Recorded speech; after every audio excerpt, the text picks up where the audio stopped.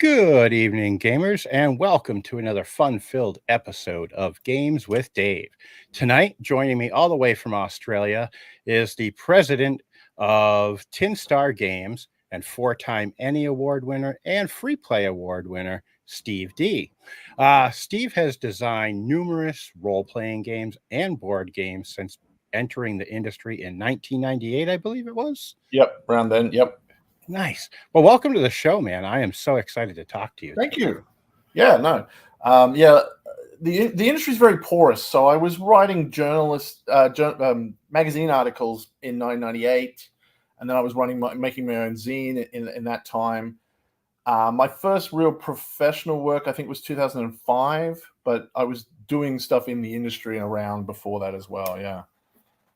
Nice. That sounds kind of like me. I'm just kind of on the fringes of the industry right now, looking to start publishing my own work and stuff like that. So hopefully by, I don't know, maybe 2030, I'll be starting to get into it a little bit more, if Excellent. not sooner. So one question I always ask folks when I get them on here, usually the first question, unless I just dive right into things, is what was the game that turned you into a fan of gaming? This is interesting for me because I was sort of a game nerd from when I was very young, and I've recently been diagnosed with autism, so that might have been a factor. So as an unusual answer for me, when I was about 6 years old, we got Mousetrap as kids, and fun game. Yeah, like it's just making a thing and then making it work, but the Rube Goldberg nature of it. And I just was like, this is the greatest thing ever. We had a box and then we built this amazing thing, and we get to do that every time. And I was a board game nerd from then on, I would say. Yeah, like there weren't a lot of games around back then, but I was super into Trivia Pursuit, even though I didn't know all the answers. I like a lot of the parts of games. I like playing with dice and chess and checkers, and then my parents taught us a lot of card games, and yeah, I've been a gamer ever since. So what have you been playing, I guess you'd say lately, and then what are some of your favorite games currently on the market? Yeah, so look, I've been playing a lot of my own designs lately, which is nice. I've finally got a steady group who's helping me play test some things. Nice. But we've also been we play a lot of Spirit Island. Last weekend we played some Tapestry, which is a game by Stonemaier Studios. And we also, we play a whole lot of variety of things. Like I don't want to be the kind of person who buys a new game every week. I like to come back and visit things, but I also like to have a pretty varied palette. I say I'm a bit of an omnivore, but there are certainly, I don't like things that are too heavy. I get lost in really complicated rules, and I really like collaborative games. So I was one of the first early adopters of things like the Lord of the Rings, Reiner Knizia collaborative game, and Pandemic we were huge fans of, and the Pandemic legacy games, just life-changing experiences for the friends that I did that with. Just really incredible experience to go through that with the same people, and I love that sort of the bonding experience that you get from a collaborative experience. And I think just last week I sort of had this regular group at a pub down the road from me, and I've started just inviting people on Facebook groups and meetup groups, and we had some people come along who never really played much board games. They sort of knew about Canasta and things like that, and they didn't realize that games could be collaborative. And that moment when people go, oh, we don't have to fight each other, and it's so strange, but they're just like, oh, this is really good. We're like working on a little game together, and we're all united. And that is a very sort of amazing moment for people, a light bulb moment where their brains light up, and they really want to do more of that sort of thing. It is awesome, and that's actually one of the things that I noticed with your games that is such a breath of fresh air, is that collaborative aspect of your games versus it being like, oh, we got to fight each other or compete against each other. Like I don't understand this competitive nature that everybody has with one another. It's like it's a really bizarre to me because I've never really been a competitive guy. And to see your games, I'm like, dude, this is so awesome to like with the score to be able to form a crew and then go and like play cards and commit crimes. I think that's Yep. actually the tagline of the game or something Yep. along those lines. Yep. Yep. Go play, do crimes. Yeah, absolutely. And yeah, like it's collaborative is something that's always been a really big heart of what games I love and what games I like to design. I have designed competitive games, but I was also, even when I play them, I'm looking for games that are fun even when you're losing. Like we're talking about games that sort of got me excited in the hobby. One of the I have is Robo Rally. That was a big moment because you can be doing the worst in Robo Rally and you're actually having the most fun because you're just watching your little robot go fall into the pits and go the wrong way. And it's so much fun to lose that game. And that's when I sort of go, okay, this is what I think is important in design. How do we make it so that, even if you're making a game where competition and strategy is important, what matters is how good is the experience besides that. And yeah, what I've really tried to do with the score is make sure that it's very simple and easy to get into what I consider the really fun parts of role-playing games and storytelling games as easily as possible and as collaboratively as possible. So one of our influences was, of course, Once Upon a Time, which is an incredible storytelling game that was also really revolutionary when it came out, but it is competitive as well. And it's easy for some people to just go, well, I'm just going to play this really to block and to win. And yeah, so the score kind of removes all that. There's no win condition. It's just tell a story, but it doesn't look like a role-playing game. It's not a big book. There's no GM. So you just go, oh, what do we do? Oh, we tell a story. And then you find very quickly you're just doing it. And I feel that's important to just get into that very quickly into a sense where you can do that. And we've also tried really hard to put in subtle techniques to get past people's shyness and people running out of ideas. And that's another big barrier that people often have. And it comes from that same competitive sort of worry. People feel very put upon, and especially these days with the internet, there's a lot of scrutiny and a lot of pressure that we feel in our lives. And when we go to a board game, it's like, well, I don't want to play something where I have to be mean or I have to judge people or people are judging me. And I feel like sometimes when people look at role-playing games, they feel the same way. I can't be the GM I see on television. I can't play. I can't come up with good ideas. And so one thing we really tried to do with the score was give you as many ideas as possible and as much structure as possible. So when you start telling a scene in that, like, and the classic example is in Dungeons and Dragons, the GM will say, well, what do you want to do? And I've had so many times when I've been trying to teach role-playing to new players where they go, well, I don't know. What should I do? How do I win? What sort of thing is a good thing to do? And unless you sort of can get past that, you're always kind of playing most role-playing games in a sort of tactical position a lot of the time. Like, Right. what is the best stat I have on my sheet? Where should I stand? What should I? Okay, well, I think we don't want this guy to lie to us, so I'm going to make sure he doesn't lie to us. And that puts you in a sort of a defensive position, which is actually not good for storytelling a lot of the time. And as I say, it means you either have to feel like you have to kind of solve a puzzle or act like an actor. And so what I've tried to do with the score is to try to short circuit some of those things and go, Nice. we are going to tell you whether you're going to succeed or fail or not. You know that going into the scene. So there's no pressure. The cards have already decided what's going to happen in the general scope of this scene, but you get to say everything else.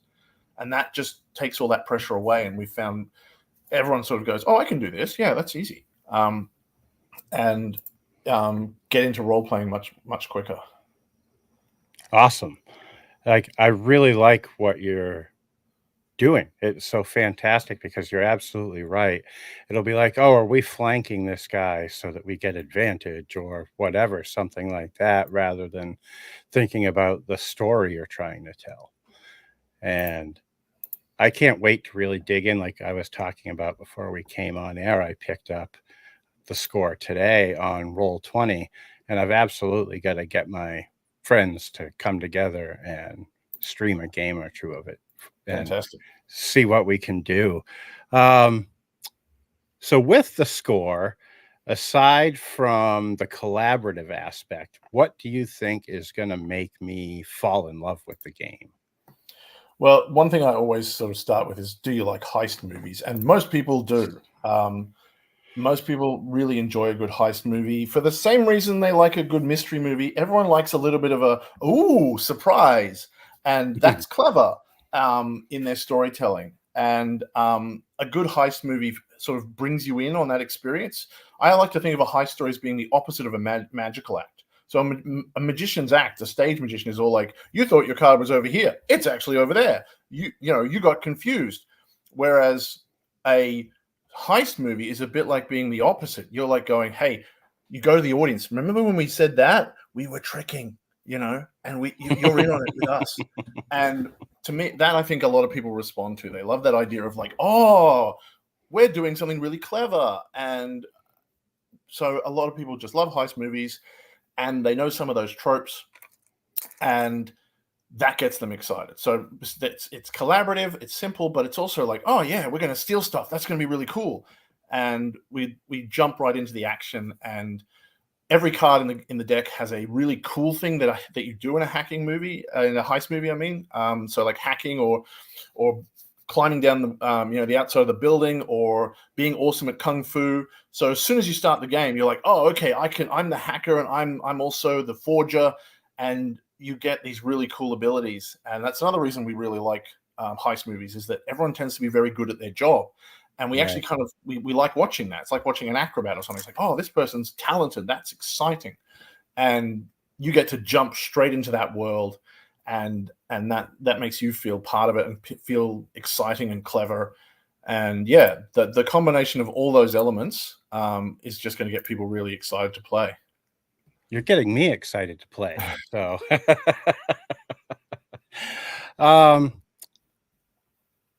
sorry, my eyes are not working well with me tonight. So another game of yours that I saw, exploring Tin Star Games was Partners. It looks really fun. And I think it was 10 expansions you've got up for that so far? I think so, yeah. Which has been your personal favorite to create and then play? Partners, I find again just a very different role-playing game, and it's always fun to jump into it with somebody else. And there are so many expansions for it.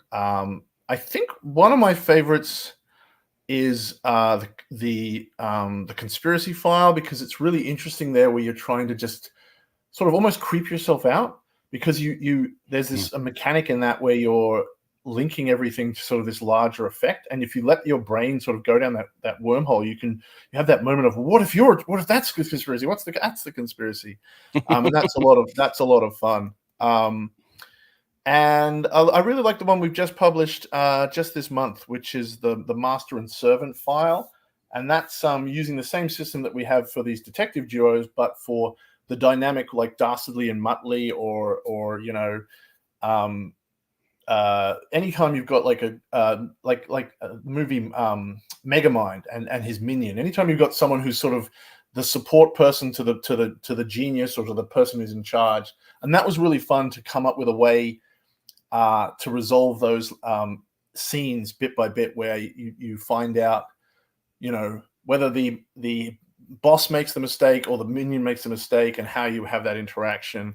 I've really enjoyed writing the ones I've worked on for those, and I've also really enjoyed seeing how other people use the system, because they're a lot of fun to just take genres apart and go, okay, how do we bring this into something that uses, again, like the score, it uses randomly generated tables. And that's a lot of fun to just go through, okay, how would I put these elements into random tables so that we produce these entertaining stories? And the romantic comedy one I also think is really fun, and I've done that a few times.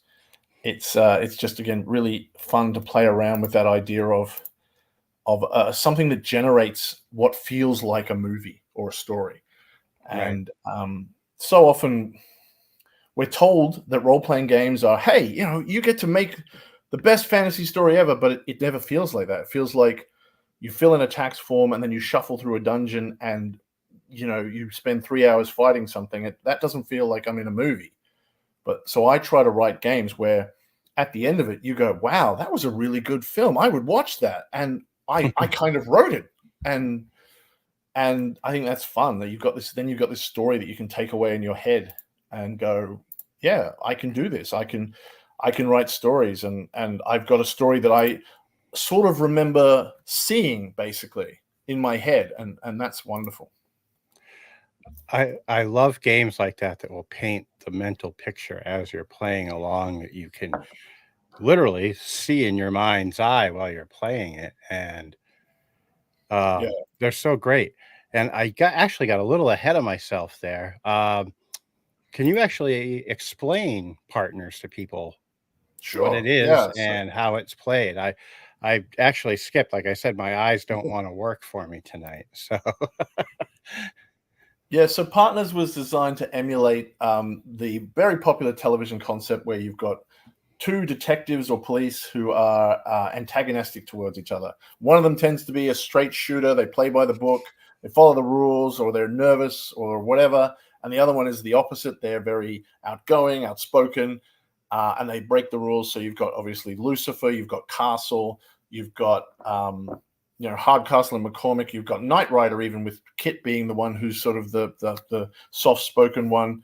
Um, you've got all these different TV concepts. It's a great TV stalwart, and I grew up with it. And the concept was born because I met at a convention once someone who had come for sort of some of their board games and had no idea what role playing games was, and she's like, "Well, all I have to play with is my husband," and I'm like, "Okay, well." That means one of you has to GM, and D&D doesn't really work for that. And then I was like, well, there is a two-player Cthulhu game, but she had no idea what Cthulhu was. And I'm like, well, what kind of things do you watch on television? And she lifted off all these detective shows. And I was like, okay, I've never met that lady again, but this sort of game was like, here is a two-player role-playing game that doesn't look like a big chunky book. It's designed to look like a little paperback novel, again, to just help people get into it. And you can take it home and play it with anyone who's never played a role-playing game and has no idea what a Cthulhu is or a dungeon or anything like that. It's going to be very, very familiar to you if you've ever watched any kind of television show about detectives. And it uses just a regular pack of cards, again, designed to be super accessible. Most people have a pack of cards in the house. And a lot like the score, it tries to do as much of the thinking and finding ideas for you each scene. You generate using the cards, 4 different suspects. You assign them to 4 different suits, and then every scene you're turning over cards to see which character gives you evidence in that scene. And this means it's not until the last scene that you actually find out which character did it. So you actually have suspense as well, which again has that feeling of watching a movie. A lot of sort of role-playing games in this area, they either the GM knows and the players have to find out, or they go like Brindlewood Bay, where you just kind of run around and do some things, and then when you think you've got a good idea, you go, "Oh, let's decide they did it," and that's a fine way to do it. But a lot of people just go, "It doesn't really feel like we're solving a mystery. It feels like we're just deciding." And this does a third option, which is the cards reveal, and I find that is again very exciting to be part of. I love being sort of in the middle of a partners game and going, "Oh, I wonder who did it. I really can't wait to see." And then you get to find out why and how, and that's just a lot of fun. And yeah, it's been a very good seller for us. And we've, as you mentioned, we've developed it for all sorts of different genres. So you can pick up the core rule PDF, I think for 25 US, and then we have like a Sherlock Holmes option, a sort of Cthulhu-y horror option, kids, kids on bikes, junior detectives. We have sweet little old ladies, what we call the tea time mysteries option. Mhm. And we just have so many different supplements. We have one that's more about hunting grizzly serial killers and all sorts of things. Like, so if you've got a genre that you want to explore, we will have a partner's version for it. And if we don't have one, we'd love you to write it for it as well, because it is a very popular thing, and we're always looking for new takes on it. So we're actually trying to get some more people to submit some work for us. We're thinking about doing maybe a 70s or 80s specific set, which could be fun. That could be really fun, because there were so many great like duo shows through those 2 decades that, and like you said, oh man, you brought up Knight Rider, and that just brought the memories flooding back of like, because you could have either car or kit, depending on how you wanted to. Absolutely. Depending on how you wanted to spin it. One of the examples we have in the book is a everyday Joe truck driver picks up a dog that's escaped from a secret laboratory and is smart, and that would totally be an 80s show. There was, I don't know if you saw recently, Ryan Johnson did that show Poker Face with Natasha Lyonne. And he is a great fan of the same things I'm a fan of, which means I love his stuff. And there's an episode in that where there's 2 actors who used to be in a show from the late 80s, early 90s, and he was a cop who tried to play by the rules, and she was a wacky psychic who could see the future. And I saw that episode, I'm like, oh, Ryan Johnson, you get it. You have exactly the same association I do with that 80s period of cop duos. I love Ryan's work in that area. I think we grew up with the same things happening to our brain. That's pretty cool. This sounds like another game of yours I'm going to get hooked on, because it would be so fun. Like, there are so many nights that my fiance and I will be done work and we're like, what should we do? I don't know. And it could be, to play a duo, why not? That would be a great way to hang out and bond. So, another thing you've got going on that I think you actually ran one today was the game design masterclass. It wasn't me running one today. Oh. It would have been maybe my colleague in the UK, James Wallace. Okay, that explains the address I saw on there. I'm like, I was unaware there was a London in Australia, and I was kind of confused by that. Now it makes sense. But what can you tell me about those classes and what they do? Yeah, sure. So this is an idea that James and I were sort of kicking around about 10 years ago now, and we both sort of sat down. He sort of developed the basics of the format. He said, look, I'm going to try running this. I started setting it up in Australia as well. I haven't had as much luck getting it to run in Australia, but James still runs it probably a couple of times a year in the UK. It's basically a crash course, 3 to 4 hours depending on the event. I've even crushed it into 2 sometimes, where we basically try to get you to make your first board game through rapid iteration. And we just give you a very sort of basic idea of how to think like a game designer, how to develop and iterate like a game designer. Then we give you a bunch of tools and prompts. And then we have another process where we actually get you to do chunks of work and then playtest other people. And then by the end of it, because we're sort of forcing you through that cycle, you actually get to take home a box with all the pieces and all the rules in your box.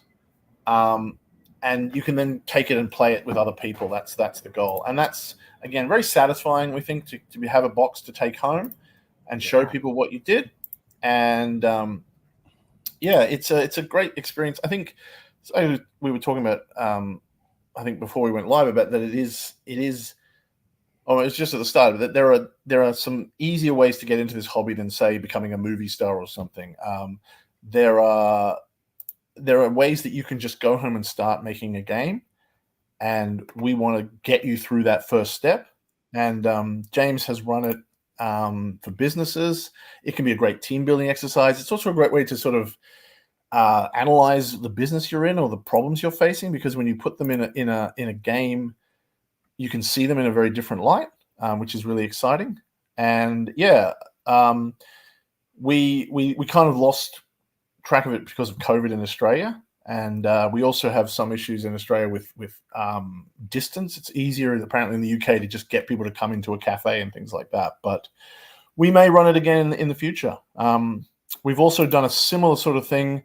Last year at South by Southwest, for example, we ran my event where we do a similar sort of thing, but just focusing on a role-playing game in an hour flat.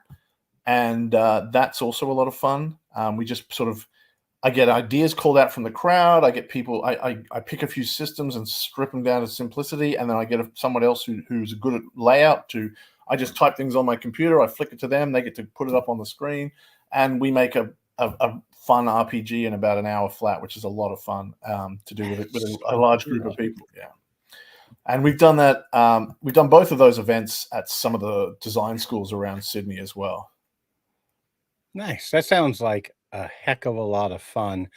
And I'm going to have to make the 48-hour flight to come and attend one of these. So I think it's 48 hours from Maine to Australia. It's something around that. It's definitely a long flight.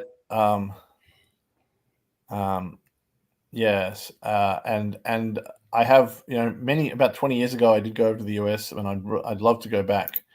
But we are a long way away from things. Yeah. And that's definitely an issue. We try to get people to come out to our events and our conventions and things, but we have an issue sometimes where the fact that the flight and in terms of their commitment, their time, and the cost is so high that we're like that they have to get a lot out of it to make it worthwhile. So someone can probably drive to a Chicago convention or something, and it's just that I don't mind if I don't break even or whatever. Whereas and you've got a multi-$1,000 flight. Yep. Along and all that time and all that jet lag, you've got to make a lot out of it. Yeah. So another thing I've actually noticed with you is how quick you come up with ideas for games. Like with following you on all the different social media platforms, it seems like you're coming up with almost a new idea every day, every other day. And how do you come up with them so fast? Like I could sit here for days staring at the wall at times trying to come up with an idea. And you're like this marathon runner that just goes running by me. Look, I think I don't know. It's sort of a bit of a gift. I actually have a lot of games that are sort of just scribbled down ideas, or that I haven't had time to take to the full completion. But there's a joke in my local game community where they often have jams or something, and it's like last time they ran a week-long jam, they were like, "We'll give a prize to the first person who finishes their game, but we won't count Steve because obviously Steve will do it in an hour." I mean, I just have a weird kind of brain, and honestly, if I had more time, I would be able to get more of them out. And it can sometimes be crazy because it's like, oh, there's just things I want to finish, and learning to finish them certainly took a lot of work. And then, of course, we have to promote them as well. And the score was about a year and a half of development, then promotion, then the Kickstarter last year. Now we're doing post promotion, and I guess that's part of any kind of creative industry, obviously, and I don't begrudge it, but it also means my mind is busy off designing other things, and sometimes that's why I often am pitching games as well, because if I don't have enough time to publish all the games that I design. That is so cool of you to do. Even like that's another thing I've noticed is you'll be like, "Hey, I thought of this. If anybody would like to do it, message me and let me know." And it's like I am so envious of your ability to come up with the ideas with the rapidity that you do, because like I've got one idea I've been sitting on now for almost 2 years, and I've had a few more. And meanwhile, here you are, it's like an idea here. Oh, this genre would be really cool. This genre would be really cool. And you've got like 10 ideas to my one. It's amazing. Yeah, look, I think you can teach a lot of some of this, and I think, yeah, I mean, and that's something I think also that I try to put into my games, though, as I say, is that a lot of them use things like random element generation to try to increase your ability to find these new ideas and to have the confidence in your new ideas, which is part of it as well. A lot of the reasons we don't have good ideas is we have a habit of shutting them down and going, no, that wouldn't work, or no, I don't know what I would do with that. And it's that's something we really do with the both the game design and the role playing game design events, is trying to go at a high pace to get you past some of that self censorship. And the same thing with the score as well.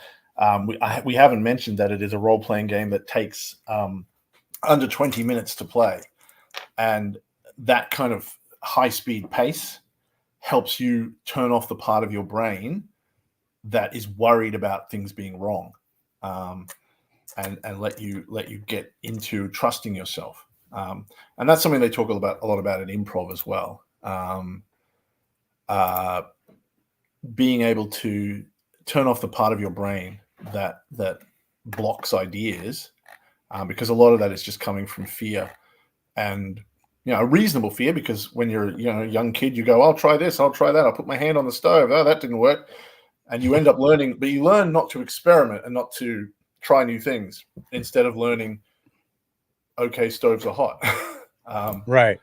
So, yeah, and I do some mentoring in this area as well. So I try to help as many people as I can. If they're interested in doing what I do, I'm very interested to helping them out. And it also helps me, as you say, like, I've got these half-finished things, and if I can give that to someone and go, do you want to do something with this? Then it gets to go somewhere. Whereas at the moment, instead of just sitting on my hard drive or something. Yeah, and I love that, because it's, again, it harkens, I think, to your love of collaborative games and ideas. Yeah. The fact that you do that. So that is so cool. What is the process for you for taking a game from concept to a playable game? And it seems like it's a relatively fast idea, or a fast process for you, compared to like how I would try to do something. I mean, again, I think some of this is also habit and trusting yourself. Like, if you think that you can come up with a pretty good system for a role-playing game, you can probably write it down pretty quickly. But a lot of people, I think a lot of times also people attack things with a lot of scope. And one thing that I teach when I teach the game design is that if you set out to make a game as big as Dungeons and Dragons, you're going to have a lot of trouble, because that is a big, big game. And what we often do is we look at these games and we start making something like them, and then we hit how much that work that takes, and we stop, and then we start something else. And what that's doing is training your brain only to start. And starting is fun and exciting, because you're getting new ideas and you've got some confidence, and then pushing through and finishing is a bit hard already, but you're not training that part of your brain. So one of the ways that I helped myself become a more of a game designer was to try to concentrate on making very small games, particularly at the start. I've written longer games as well, but and sometimes a small game becomes a longer game. But I think for me, one of the ways to get that momentum and to train your brain to get better is to make a smaller thing and go, okay, now that I've made that, I can iterate on it, but also I can just learn to finish something. I could make a game that is as long as a Twitter paragraph, or as a single page, and then I can test that game, perfect that game, publish that game, get feedback on that game, and that's practicing all those steps at the end. And then that means you go, okay, so then if you do a longer project and you're 6 months into it, you've at least rehearsed all those end steps. And so, yeah, for me, a lot of the things I will do with a game is to try to get something that I can use as quickly as possible, especially if I might not be able to finish it. It's like I need to just have something that explains what the game is or shows the game or makes something of the game as fast as I possibly can. Especially if it's like a board game, because I find I tend to process ideas in the physical space a lot. And that's different from some other game designers. Some game designers, they work it out in their head, and then the very first prototype works really well. My early prototypes tend to fail a lot. And that was really frustrating for me at the start. You make up a game, you make up 100 different cards, you draw a board, and you go, oh, this doesn't work. I spent all that time doing arts and craft. But you're learning that process and you're learning to fail. And that's where a lot of game design is. It is an engineering kind of thing in that sense. Like if you wrote, 100,000 word novel or something, you might be able to use a lot of it later or something as well. But you might also just go, well, that's done and goes away, and I'll start something new. Whereas game design is a bit more like engineering. You might have little parts that fall over and go, well, I really like that bit, I might use it over there. And it sort of sits on your desk. And I've got drawers full of unfinished games now. And I may go back to them, but I might also go back and go, oh, I like the point thing in that system, or I like the way that I was doing the real-time system in there. And that also helps. So you have that sense of the mad scientist's messy desk, I guess. So even if you don't, even if a game fails, you can, I say, don't always throw it away. Put it in a drawer, at least for another year or so, and think about it. But yeah, the thing I try to do with board games is to get a workable prototype as quickly as I possibly can, because then I can get it in front of somebody, or even just in front of me, and see how it feels, and see if there's the information and the dynamic is working properly. And the other way to do that, of course, is to I go to Officeworks or your local big box supply store. I have just packs and packs of blank index cards around my house, colored pens. But I also have what I call a bits box, which is just full of board games that I don't play or that I've picked up from junk stores. If I go into a junk store and there's a bunch of board games, I just go, oh, I'll have these for $5, and I just tip all their components into a box. And that means I'm like, okay, this game would need money. Oh, here's some Monopoly money. This game might need little ships. Okay, this is half a battleship set, or whatever it is. And that just gives you the raw material to make a game. And then later on, you can go, well, we'll make it a bit nicer. And there's lots of ways to do that. But I think that's also where I recommend everyone start. Like, you probably have a game at home that you've thought at some point, I could change some of these rules. And you just go and get that game and play it differently and see what happens. Or take the pieces from there and from another game and put it into something else. Or, take a rule from something and cross-contaminate. And you'll be able to, that's how you start game design, just mixing things together. It's not like a block of marble that you carve down. You take, it's a mad scientist. You're Frankensteining things together and go, well, what if we stuck Monopoly to Trivial Pursuit and then did that and see what comes out? Man, maybe that's my problem, because I think I try to chisel down to a statue way more often. Like, I don't have a bit box, and now that I've heard about that, I'm absolutely hitting like the pawn shop, not the pawn shops, the donation stores and stuff around me, and buying up all their board games, because even if it's not a board game, to be able to, I guess you'd say, test an idea with bits, and it's going to tell you right there whether or not it's going to work or not. If it, I think what I mean. I'm having a hard time explaining it. No. If you want to be a game designer, you want to have a bits box ready to go. And it also just gives you things to think about. Like, again, that comes back to sort of, again, how I play games, is that one reason I like collaborative games is if I'm holding some things in my hand and looking at a board, I actually think better than I do in my head, and that works with design as well. You know, if I've got the dice and I've got the cards, I'm going, okay, well, what would I do here? And you know, that's how I think. You know, I think with a sort of physical connection, and when you're designing, that can be very, very important. Yeah, I can see how that would be, and I think that's gonna become my new, like, mantra, for lack of a better word, is, like, grab the bit box. Yep, yep. So, Uh, I've only got one more question, and then I wanna go back to, like, 80s board games because 'cause I've got a couple I'd love to know if you ever played. But, what are some of the books and movies that you have found have been the biggest influence on both the games you design and I guess maybe the way you design them? um, yeah, it's a good question. I think. Well, we mentioned Ryan Johnson. Just seeing some of the way his brain works. Um, seeing certain writers approach things the way that I do sometimes in games is really good.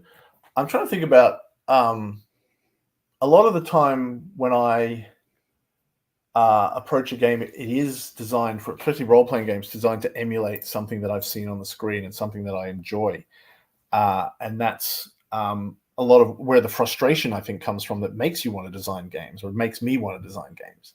Um, you know, what as an example, when I was a kid, I got some of the fighting fantasy novels, and the Steve Jackson and Ian Livingstone ones. Yep. And I played a lot of those, and I got really frustrated because they weren't doing what I thought was interesting. I kept hitting dead ends and having false choices, and my brain went, there has to be a better way to do this. And that's when I found role playing games. I was like, oh, okay, this is a way that this does this better. Um, and a lot of the time, I think that's a good way to start designing anything. So I think I can find a way, or there might be a way to do this better. Maybe I'm not the smartest guy in the world, but is there a way to do this better? And that's certainly where a lot of my design comes from. Or like, can we do it differently? Can we find another way to get to that point? And but yeah, I guess for certainly things that have always inspired me, definitely is um, I grew up watching and loving television, and those kind of monster of the week, mystery, murder of the week things, Yeah.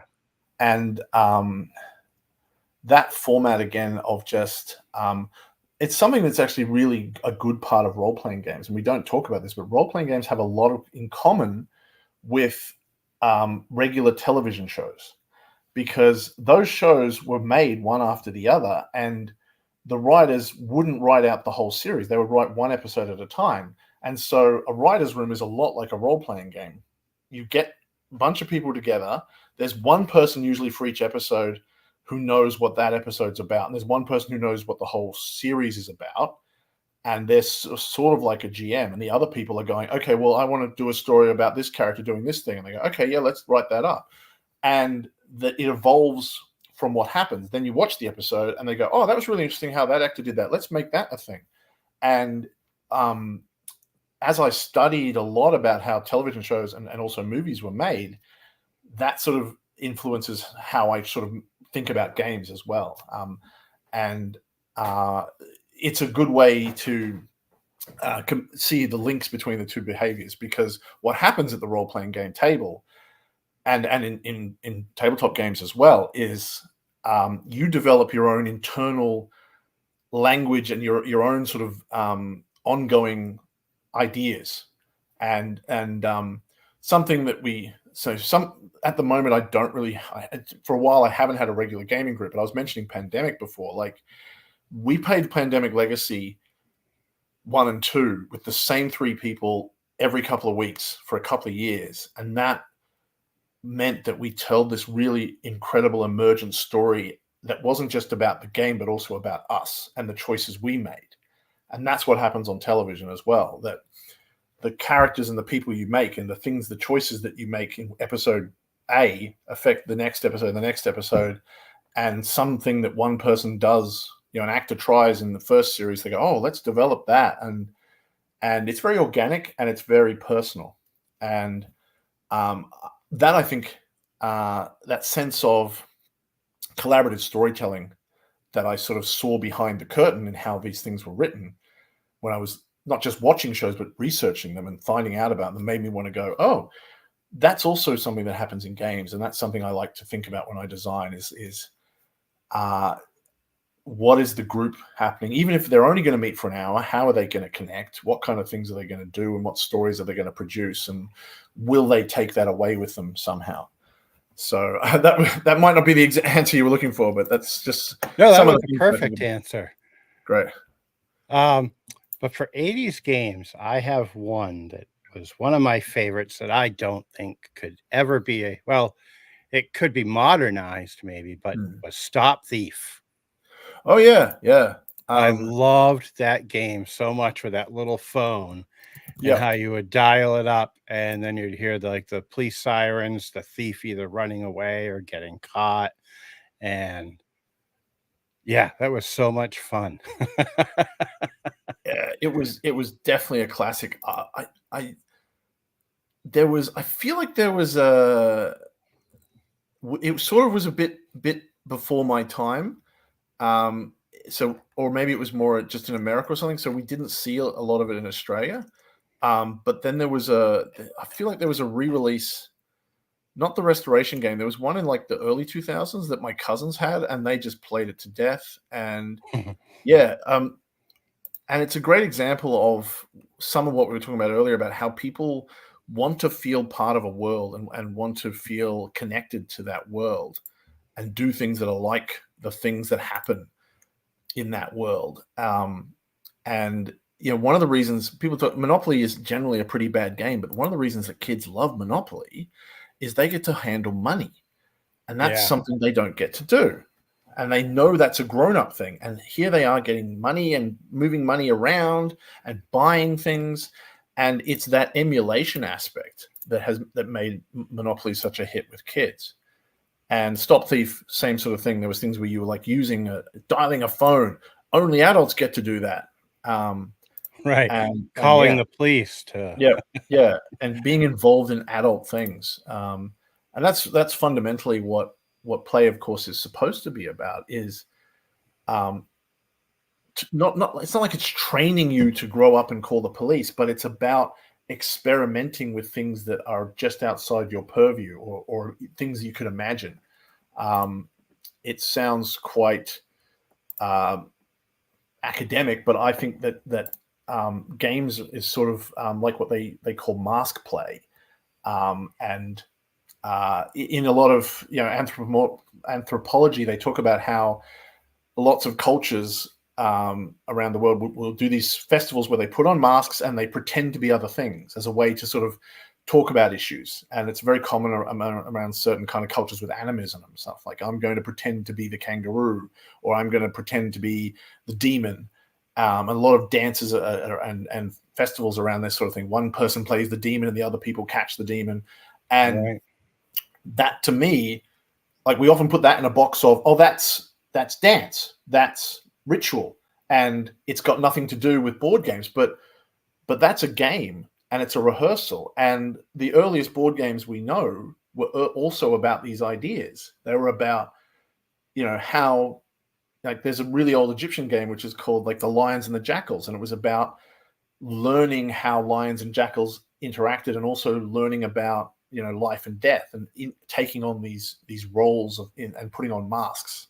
And we have this sort of, again, breaking things up. We put things into role-playing games and board games, but both of them involve very often trying on robes and trying on masks. And I think that's a good lens to look at gaming through. What mask am I letting my audience wear? And that's why some people really like competitive games, actually, because they feel sort of a need to what some might be considered antisocial things, but they want to wear a mask and go, I'm allowed to attack. I'm allowed to be violent or aggressive or controlling or taking space, and the game lets me wear that mask, and it's okay. And it's a good lens to think about all gaming, I think. Yeah, that's actually a great perspective, and I've never ever thought of it in that way. But you're absolutely right that it's all that same form of play, and it's wow, I've never thought of that. You just gave me like a yeah, exactly. But that's, yeah. Well, that is No, so yeah, cool. you go. Yeah. No, go ahead. I was going to say I might not have got that thought out if we hadn't had this conversation. Like, it's sort of been tickling at the back of my brain, but thinking about Stop Thief just made it sort of click and go, oh yeah, you're calling the phone, and that's sort of an example of that kind of collaboration idea. Is that some people are like, I want to play a game in my brain, but we're having this conversation, and that's what also gaming is. Gaming is a conversation with people about their ideas, and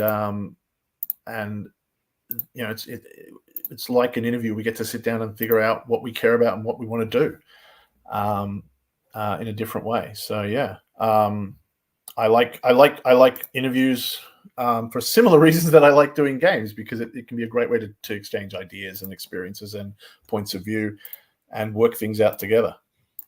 Yeah, it's a great sounding board for bouncing ideas back and Yeah, forth, exactly. And yeah, I've never thought of that either. And I think that's actually another thing I really like about interviews. Like we were saying, I think it was before we went on, that I love them. I like for the sake of just getting to meet people like you. And I've had like that epiphany tonight of like, wow, it's all the same fashion of play. And Yeah. it's so neat. Well, Steve, those were all the questions I had, my friend. I want to give you a minute to tell folks where they can find you, find Tin Star Games, how they can hire you and stuff like that, and Yep. then I will let So you get back to your day. fantastic. Yeah. It's tin like the metal, or like the thing that sheriffs wear. So Tin Star Games, all one word.com is our website, which has finally got a facelift. You've got my Twitter handle there, but I'm not on Twitter anymore. It just got too stupid, but I'm usually Tin Star Games without the number at the end on Facebook, on Instagram. I'm on Mastodon now as well. And I occasionally post on Blue Sky. So all of those, or email me at tinstargames@gmail.com. And yeah, we're absolutely always interested in talking to people and doing internships or mentoring. If you've got something that you want to work on, or you want to work on one of my ideas, or you want to submit something, we'd love to talk to you about that. But yeah, tinstargames.com also has a link to our Discord, where I spend a fair bit of time as well. And I put lots of things that are half designed or in the process of being designed there. So if you want to get into some of the games that are coming out in the next few years and see what else we're working on, some really exciting stuff, yeah, definitely jump on the Discord or follow us on social media. Nice. Well, I will make sure I get a link to the Discord, and I'm going to have to join it myself because I, for one, am very interested. But yeah, thank you so much for coming on tonight and today for you. And yeah, I'm going to try to keep you for a few more minutes after we go off the air and talk about a couple of ideas that I've got. But Sure. other than that, folks, thanks for joining us tonight. Have a great night. And if you're in Australia tuning in, have a great day.